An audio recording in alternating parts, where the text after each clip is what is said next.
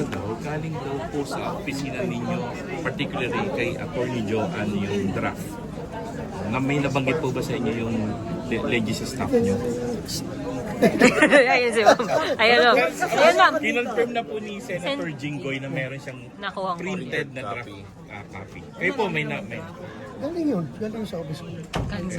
oh, kayo po yung nag-initiate. Oh, bakit po? Paano pong Basahin na lang yung resolution. You will understand everything. Basahin niyo yung resolution. That's very self-explanatory. Ayun, mabasa niyo doon kung ano yung sinasabi doon. Yun ang saloobin ko. Sir, pwede po bang draft resolution mag-decide doon sa impeachment case kahit walang trial? Kahit hindi na mag-trial? Nakita naman yung anong rason pinaglalagay doon. Basahin niyo yung whereas. Whereas. Nandun lang lahat. Intindihin na lang yun. Nandun yun. Sir, kayo nag-initiate kayo mismo or kinausap niyo po yung mga kasamahan ninyo?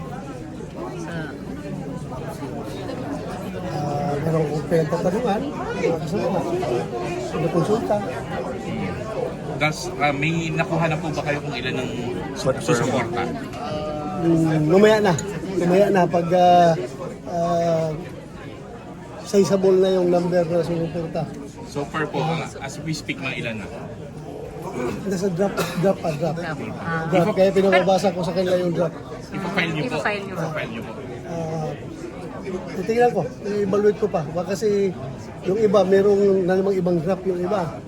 Yung iba mga kasama namin, may mga ibang draft.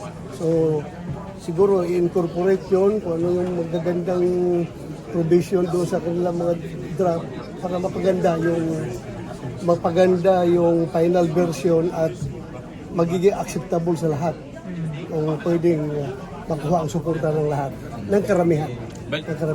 Bali ilan po pong kasamahan nyo ang may sariling draft? So pag nakita ko tatlong draft yun. Hindi ko na masabi kung kanino galing, basta may mga input lang. Pang-apat po yung inyo o pangatlo yung inyo? Una. O sa inyo, original yung inyo, Una sir. yung akin. Okay. Oo. Tapos, pwede po malaman po. Akala nyo, iiwas ako kung saan galingan ha. Akala nyo. Pero ilan po so far yung nabigyan nyo na? ng printed. Na printed copy? Basta yung interesado lang na nagtatanong na humingi ng soft copy, binigyan ko. Pero yung hindi interesado, wala.